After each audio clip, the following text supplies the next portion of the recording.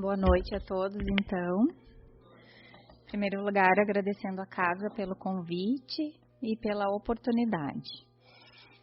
No tema de hoje, então, nós vamos conversar, vamos refletir sobre amor filial. E nesse estudo, nós utilizamos algumas obras, em especial essa obra que é Jesus e o Evangelho, à luz da psicologia profunda, o capítulo 20, que se chama Amor Filial, que é psicografado por Divaldo e ditado pelo espírito Joana de Ângeles. Ainda Leis Morais da Vida, também, Divaldo e Joana. O livro Vida e Sexo, psicografado pelo Chico de Emmanuel. E ainda a obra Rumo Certo, que também é de Emmanuel.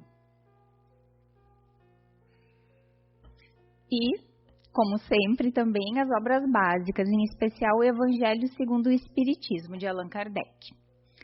O tema da reflexão de hoje tem relação direta com o 5º mandamento do Decálogo, que é honrai ao vosso pai e à vossa mãe, que é tão bem trabalhado no capítulo 14 do Evangelho segundo o Espiritismo.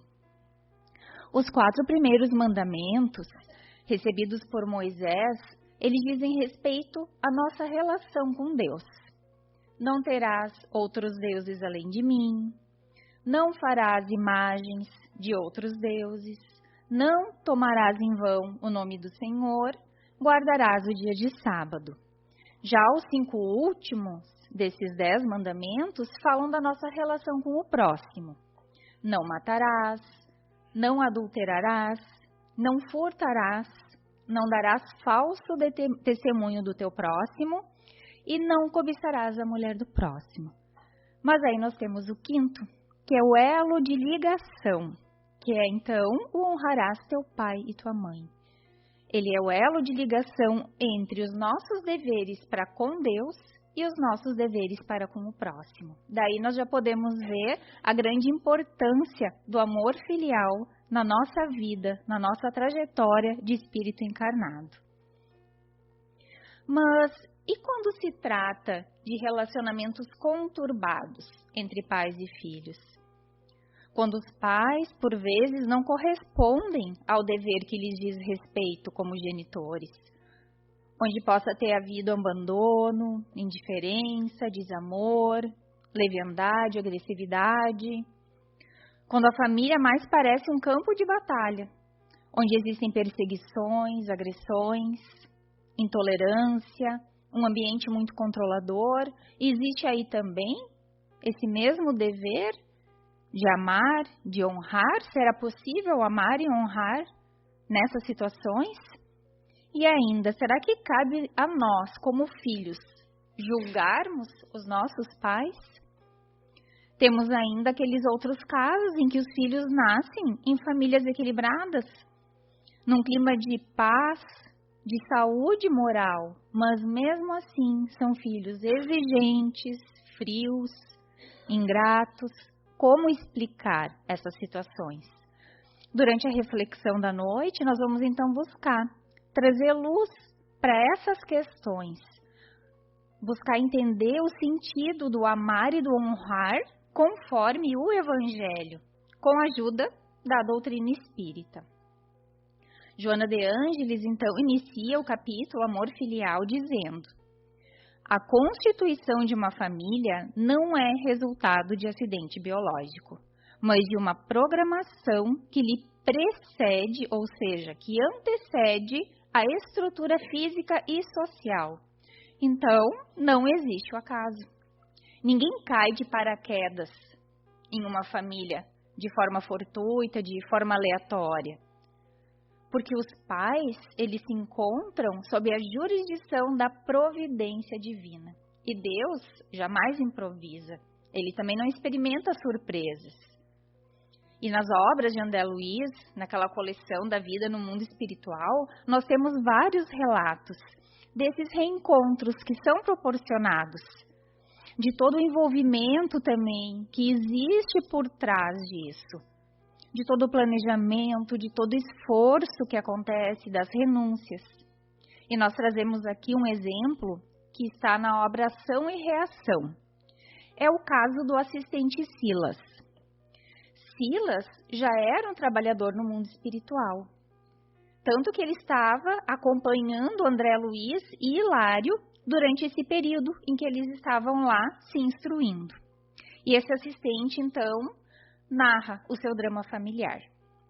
Silas, na sua última encarnação, por conta de um grande apego ao dinheiro, à fortuna do seu pai, ele se valeu da fraqueza moral da madrasta dele. Porque ela era uma mulher muito mais jovem do que o pai, foi sua segunda esposa, tendo a mãe de Silas, então, já desencarnado, e se valeu, então, dessa fraqueza moral dela para buscar alguém que pudesse proporcionar uma traição no casamento. E o plano dele era qual? Era que o pai os pegasse em flagrante. Porque assim ele estaria assegurando que seria o único herdeiro da fortuna da família. Mas o que acontece? Exatamente isso. Ele faz toda essa programação, esse plano, de uma forma muito astuta, e consegue fazer com que o pai testemunhe o fato. Mas isso tudo teve um desfecho muito grave. O pai de Silas, o marido traído, acaba assassinando a esposa, que se chamava Aida. E logo depois, esse pai, ele desencarna também. Porque estava, com grande remorso no coração. A vida para ele não fazia mais sentido. E no leito de morte, ele então confessa ao filho o que fez. Qual não foi, então, a surpresa de Silas? De ficar sabendo que o que ele programou levou o pai a cometer um assassinato e posteriormente o desencarne do próprio pai. E Silas, então, também, depois de um tempo, com a consciência culpada, acaba desencarnando. Então, Silas estava ali no plano espiritual, junto com André Luiz, com Hilário, já estava há vários anos ali. E ele estava o quê? Esperando encontrar a ex-madrasta. Porque a Ida estava nas sombras, perdida ainda no mundo espiritual. Devido à sua insensatez, a toda a carga emocional negativa que ela carregava, a toda a vontade de vingança, o ódio. E Silas lá precisava aguardar, porque para iniciar a tarefa de liberação moral dele, que seria através da reencarnação, ele precisava encontrar, então, a ex-madrasta. E essa próxima reencarnação do Silas, ela já estava toda programada. Toda a programação reencarnatória já estava estruturada. A sua mãe, que foi a primeira esposa de seu pai, e o seu genitor, eles iriam retornar à vida física novamente como marido e mulher. Tendo como filhos quem? O próprio Silas e Aida, a ex-madrasta assassinada pelo genitor. Mas para que isso acontecesse, tanto o pai quanto o Silas precisavam, em primeiro lugar, encontrar Aida no plano espiritual. Então nós entendemos que essa união de almas não é algo assim tão simples. Esse reencontro de almas que têm débitos a reaver um com os outros, que precisam sublimar esses sentimentos negativos, muitas vezes é um trabalho que leva décadas, por vezes até mesmo séculos, para que se proporcione então esse reencontro. E para isso os benfeitores espirituais fazem um trabalho intensivo, para que possamos estar reunidos ali novamente. E aí Silas, no final da sua narrativa, então, aos amigos, ele fala que a lei, ela é assim, de ação e reação, mas que a ação do mal, ela pode ser muito rápida, mas ninguém sabe quanto tempo vai exigir o serviço da reação. Reação que é a consequência e que é indispensável para se restabelecer, então, esse equilíbrio da vida, que foi quebrado por nós mesmos, com alguma atitude impensada que tivemos em algum momento. E ele, então, finaliza dizendo, por isso mesmo, recomendava Jesus às criaturas encarnadas. reconcilia-te com teu adversário enquanto te encontras a caminho com ele, ou seja, enquanto estamos aqui, tendo esse privilégio da encarnação, com esses seres, com esses entes que se encontram no nosso núcleo familiar. Os filhos, então, vão renascer através daqueles com os quais eles têm compromissos morais. E isso é para o desenvolvimento espiritual de ambos, tanto dos filhos quanto dos genitores. É por isso que a vinculação pelos laços de sangue, ela tem um grande significado em nossas vidas e não pode ser desconsiderado. E independentemente do tipo de comportamento que nossos genitores apresentem, nós precisamos admitir para nós mesmos que cada um de nós recebe os pais nas reencarnações, almas que possam ajudar no nosso processo de crescimento. Se é um pai difícil, um pai intransigente, uma mãe relapsa, esse era o pai ou a mãe que nós precisávamos para que fosse proporcionado o nosso crescimento espiritual. E no nosso estágio evolutivo atual, nós dificilmente vamos encarnar, então, naquele lar da nossa preferência, naquela família dos sonhos. Mas sim, na família que nós devemos estar para progredirmos. Todos nós, então, com raríssimas exceções, renascemos ao lado das pessoas de que necessitamos. E se nós reencarnamos numa determinada família, é porque existem vínculos que precisam ser sublimados, e esses vínculos são de diversas naturezas. Vínculos de trabalho, de afetividade, também de resgate, de dívidas, de dores, de equívocos, que vão sendo trabalhados dentro dessa escola que é o lar, que é a família, que é onde nós vamos fortalecendo então o nosso espírito para que a gente possa atuar dessa mesma forma no mundo. E nesse sentido, o Evangelho, segundo o Espiritismo, ele nos esclarece, dizendo que os laços do sangue não estabelecem necessariamente vínculos entre os espíritos.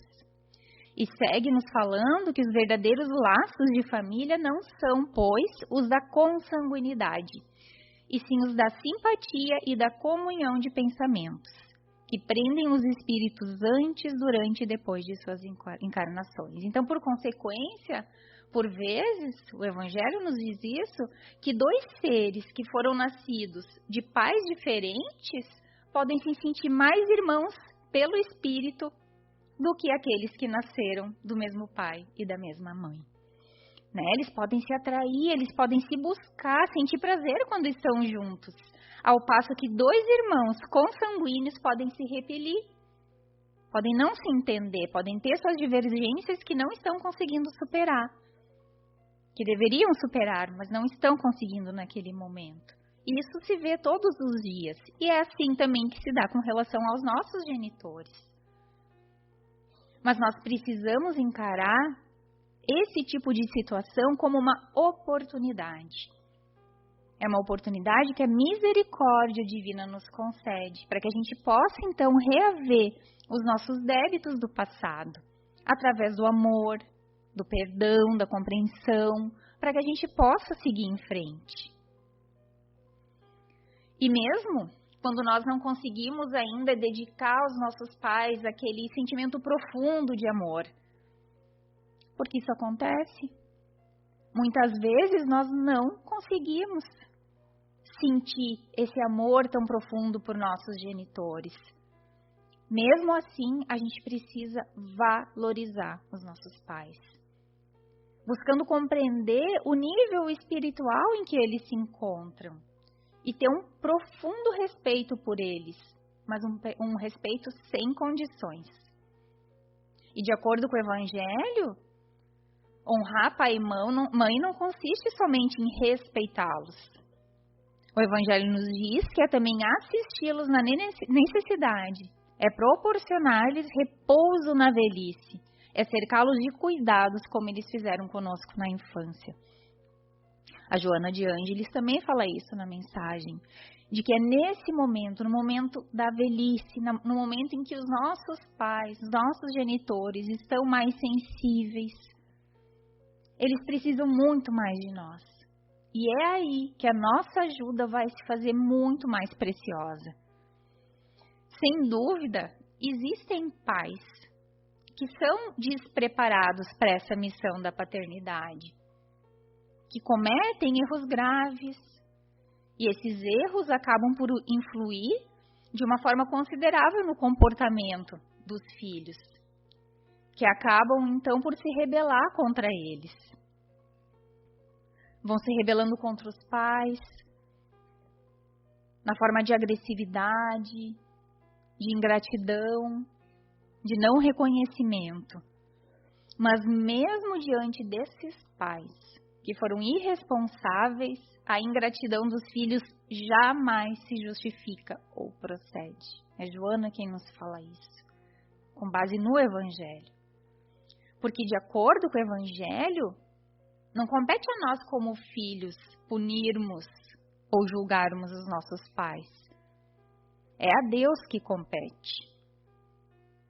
Né? Porque talvez a gente tenha realmente merecido que eles fossem exatamente assim como eles se mostram hoje. Nós não temos acesso a esses arquivos do passado para sabermos quem foi esse pai que está à nossa frente. Quem foi essa mãe? Quem sou eu? Espiritualmente falando, dentro desse núcleo familiar. Qual é a minha posição? Então, nós, como filhos, nós ainda não estamos habilitados a compreender de forma imediata o enredo dessas circunstâncias em que os nossos pais se mergulharam no passado, para que eles pudessem, então, voltar do plano espiritual para o renascimento no plano físico. Vai ser somente depois da nossa desencarnação, no mundo das causas, que nós vamos ter um entendimento mais claro desses vínculos que nos unem. E quando nós refletimos, então, sobre reencarnação, essa é uma fala de Divaldo. Ela se encontra num livro que foi organizado com várias falas dele em palestras, entrevistas, que se chama Vivências do Amor em Família.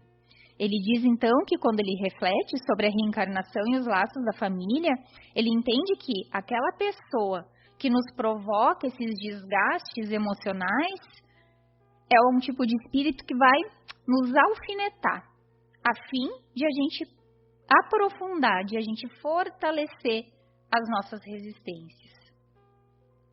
Mas seriam os nossos pais maus ou diferentes porque eles não nos entendam de pronto os nossos ideais?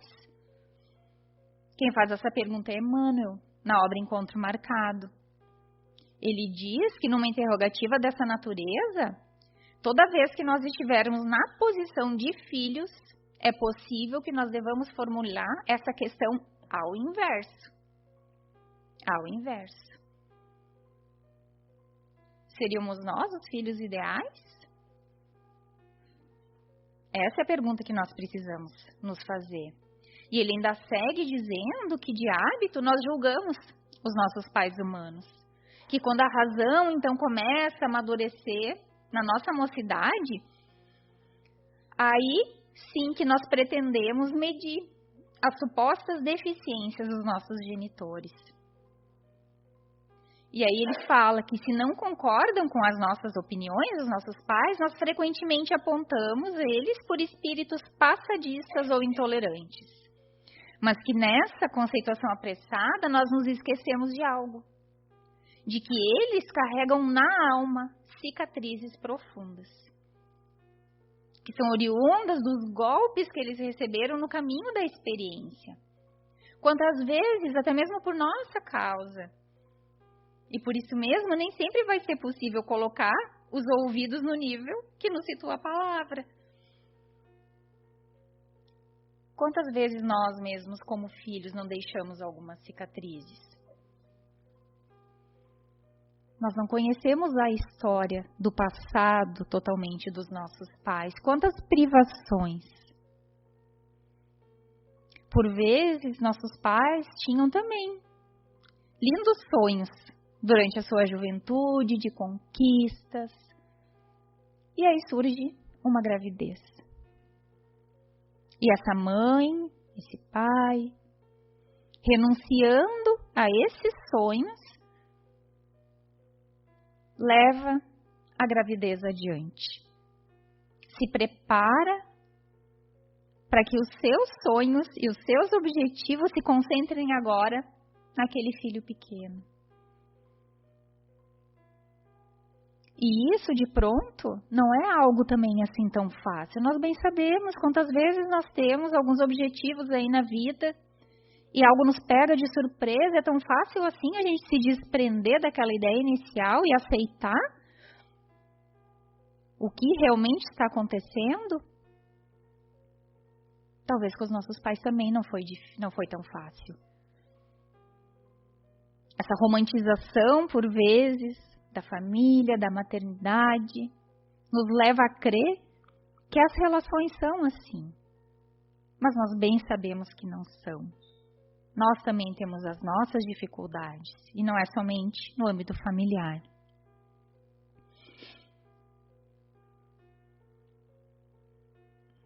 E Emmanuel também, só que na obra Vida e Sexo, que nos alerta. Ele fala: e que os filhos jamais acusem os pais pelo curso complexo ou difícil em que se vejam no colégio da existência humana. Porquanto, na maioria das ocasiões, foram eles mesmos os filhos que, na condição de espíritos desencarnados, insistiram com os pais, por meio de afetuoso constrangimento ou suave processo obsessivo, para que os trouxessem de novo à oficina de valores físicos, de cujo instrumento se mostravam carecedores, a fim de seguirem rumo certo, no encalço da própria emancipação. Vamos refletir um pouco sobre isso. Quem sabe realmente nós não estivemos ali implorando para aquele pai, para aquela mãe que nos aceitasse, apesar das situações de dor que possamos ter causado a eles. A economia da vida é muito justa. Deus é pura justiça, mas Ele também é amor e bondade. A justiça dele vem acompanhada de amor e bondade. Somente a reencarnação para explicar esses enigmas, assim também daquele filho, que tem pais maravilhosos, uma família que o sustenta, que o apoia, mas que não consegue se entender. Que traz consigo essa animosidade como se fosse gratuita com os seus familiares. Seria mesmo gratuita? Ou seria, quem sabe, a oportunidade da reparação de todo aquele clã perante um espírito derrotado?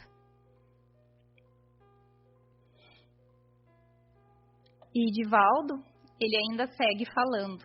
Ele faz um questionamento. Será que essa mãe egocêntrica, autoritária e castradora de hoje foi uma filha que nós prejudicamos? Pode ter sido. Uma filha da qual nós cerceamos a liberdade. Dificultamos a busca dela pela sua felicidade. Isso acontece quando os pais buscam, então, controlar os filhos. Buscam ter as suas carências supridas através de um filho. Que não desejam, nenhum pai deseja, nenhuma mãe deseja que um filho passe por situações de sofrimento. Mas nós, como pais, precisamos estar conscientes de que é nesse embate que os nossos filhos vão crescer. E que ele vai poder reaver também as suas dívidas do passado. Porque, em primeiro lugar, são filhos de Deus. A nossa missão, então, é orientar. Aqui estava esperando o momento da palestra e vi as crianças chegando aqui, felizes, com os pais trazendo. E fiquei imaginando isso. Que oportunidade! Quando um pai, quando uma mãe traz Jesus, traz o Evangelho para o coração de uma criança. Quais vão ser os frutos? Será que esses pais vão receber a ingratidão? Provavelmente não. Porque vão ter cultivado desde a tenridade esses valores essenciais, que são os valores do Evangelho de Jesus. E aí nós vamos retomar o caso de Silas, que nós conversamos bem no início. Pensando nisso, então, nesses ajustes todos, da gente não conhecer o nosso passado, desses embates que nós sofremos no lar, como será que seria hoje o relacionamento dessa nova configuração familiar que foi planejada para Silas, para os seus genitores e para a ex-madrasta? Como será que a ex-madrasta Ida se sentiria em relação ao seu pai de hoje, na reencarnação, mas que havia sido o marido que assassinara na vida passada? Como ela reagiria à aproximação do irmão de hoje, que foi a causa da sua perdição na reencarnação anterior? Que tipo de sentimento teriam, então, Silas e seu pai com relação a ela? Não se sentiriam culpados, com remorso, em dívida? Quanto esforço esses espíritos não fariam para reaver esses débitos, mesmo que inconscientemente? E o papel da mãe, que foi a primeira esposa, a mãe de Silas? Essa mulher, esse espírito, ele já vivia em planos superiores na espiritualidade, mas aceitou, numa prova de abnegação e de resignação e de doação, vir novamente como a mãe, como aquele esteio espiritual daquele clã familiar. E nós não vemos tantas vezes famílias desestruturadas, mas que uma pessoa na família é o esteio, é o pilar que fortalece. Porque Jesus precisa de um único coração em uma família para que ele atue ali. Ele precisa de um coração que se esforce em exemplificar, que esteja ali testemunhando, então, essa boa vontade, essa resignação, essa caridade, para que ele esteja ali presente, envolva e se estenda para todos os familiares, e as coisas vão se transformando com o passar do tempo. E qual a importância do Evangelho no lar? Não somente nesses lares em que existem já desequilíbrios, em todos os lares, porque também nós nunca sabemos o que nos espera no próximo dia. Bezerra de Menezes, em uma mensagem, fala que nós jamais devemos nos esquecer da prece. Porque ele diz que lá nos últimos dias, no finalzinho da nossa encarnação, nós podemos nos deparar com uma ponte quebrada. Que se nós não estivermos fortalecidos e atentos, nós podemos botar tudo a perder. Então essa é a bênção do Evangelho no lar, que traz luz para os corações, que nos ajuda nessas lutas íntimas que são, sim, lutas árduas, as mais árduas, que são essas lutas internas que nós temos.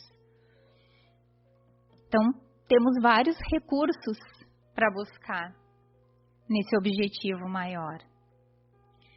E em várias mensagens, os benfeitores espirituais, eles nos ensinam de que a dívida com os nossos pais é impagável. Impagável. Com os nossos pais, não somente os pais que cumpriram o seu dever. Todos os pais. Mas o Evangelho também nos fala que aquela mãe, aquele pai, que não tem nenhum vínculo consanguíneo e que faz esse papel de pai e mãe, tem mais méritos ainda. Então aí nós englobamos todos que fazem esse papel. André Luiz, na obra Evolução em Dois Mundos, que é uma obra mais científica, ele diz: lembra-te de que a dívida para com teus pais terrestres é sempre insolvável por sua natureza sublime. A Joana de Ângeles também fala, na obra Leis Morais da Vida, que toda gratidão nem sequer retribuirá a fortuna da oportunidade fruída mediante o renascimento carnal. O carinho e o respeito contínuos não representarão compatível oferenda com a amorosa assistência recebida desde antes do berço. A delicadeza e a afeição não corresponderão à grandeza dos gestos de sacrifício e de abnegação demoradamente recebidos. Os filhos têm deveres intransferíveis para com os pais. E Emmanuel, na obra Consolador, nos fala que uma vez, então, que forem purificadas essas afeições dentro do nosso lar, acima dos laços de sangue, a família vai se perpetuar no infinito, através dos laços imperecíveis do espírito. Que nós possamos, então, construir na família física, na família material, afetos queridos da nossa alma, que vão ser alavancas que vão nos conduzir a Deus. Aqueles laços que já são harmônicos, que a gente possa tornar eles ainda mais profundos, mais vigorosos, através do serviço, da doação, do amor, da amizade. E que aqueles que ainda se figuram como algemas, que muitas vezes estão ali, nos prendendo à aflição, à angústia, à dor, que nós possamos aos poucos transformar também eles em laços sublimados que vão nos levar para outros planos da vida.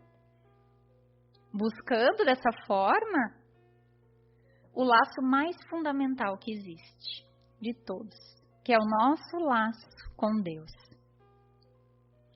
Entendendo então que nessa busca, o próximo, mais próximo, vai ser sempre a ponte mais propícia para que a gente possa encontrar essa comunhão com o divino e com essa família universal, assim como no Decálogo, o quinto mandamento sendo aquele elo de ligação. É como se fosse uma proposta pedagógica. Aprendermos, em primeiro lugar, a amar e honrar os nossos pais, o nosso próximo, para então aprendermos a honrar ao Pai de todos nós, que é Deus.